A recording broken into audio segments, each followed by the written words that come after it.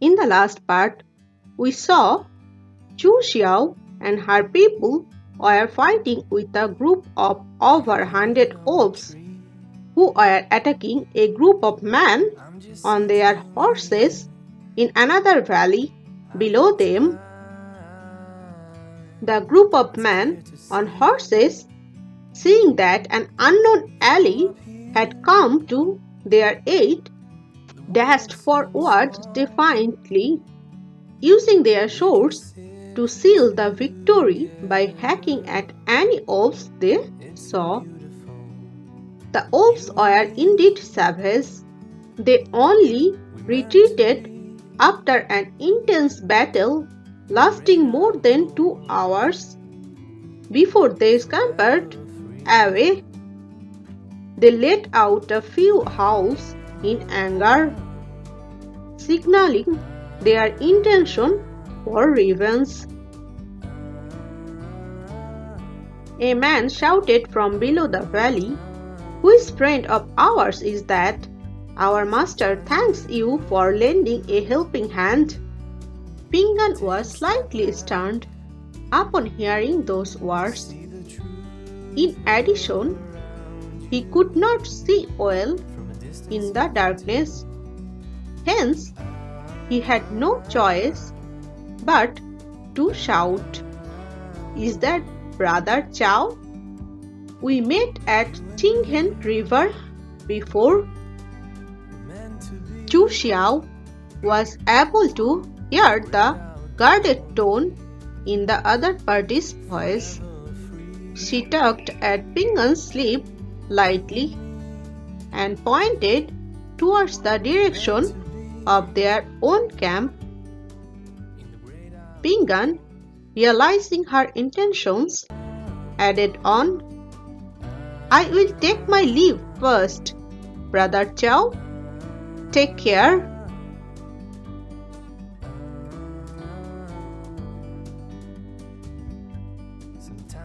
When they got back to the camp, Jingjing was jumping around anxiously. When she saw Chu Xiao, she dashed forward hurriedly and probed, "Sister, are you injured?" "No." Chu Xiao shook her head as she continued to address Pingan and the rest. "Maintain your guard when you sleep tonight. Keep the torch lighted. Prepare the fire arrows, the sulfur, and the tung oil. The wolves will not let this go. Be careful of them."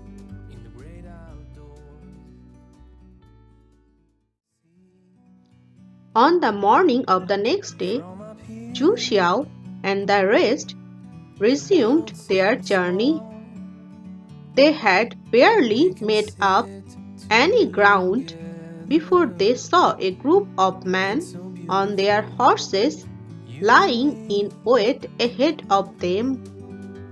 They were the people who had fought with the wolves last night.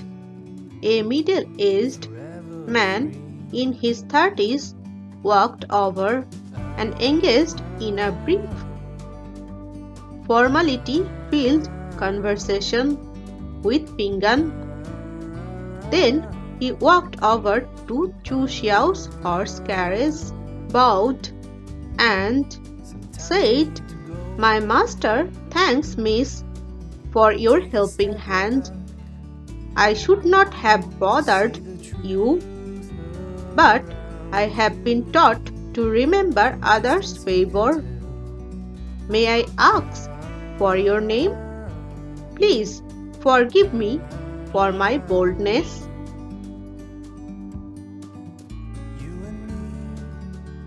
Chu Xiao frowned as she replied in a happy tone, "It was what I should have done. No need to thank me further. You are weird. Your master sent you here, which means that he does not want to reveal his identity. Why are you trying to inquire about my background? We are just strangers who have helped each other. It's normal to guard against each other since we don't trust each other and have our own matters to attend.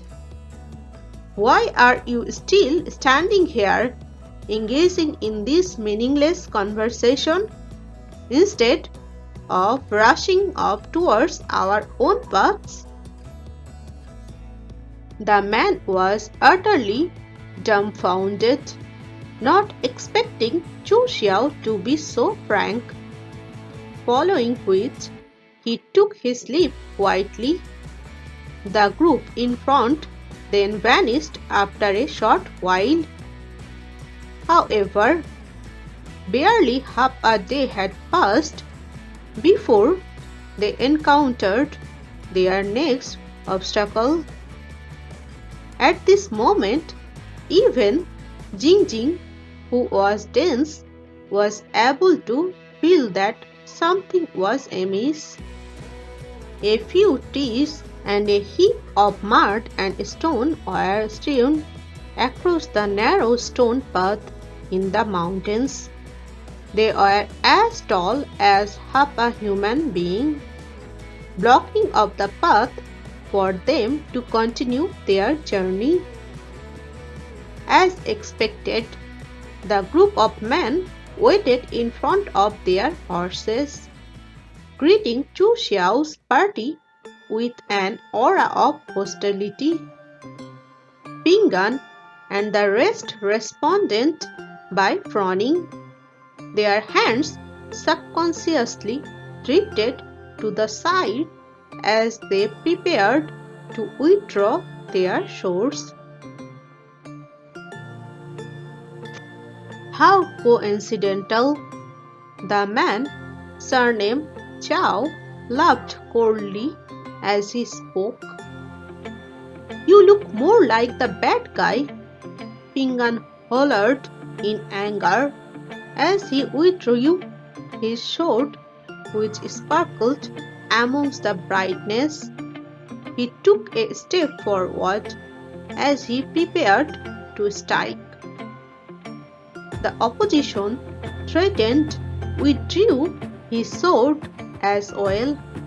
Suddenly, a glimmer of silver flashed across Pingan's face as another sword knocked Pingan's sword off his hand and onto the ground. A sharp female voice echoed out, Pingan, don't be rash. The tense atmosphere was almost instantly diffused. There was dead silence everywhere. Even the sound of breathing were faintly audible.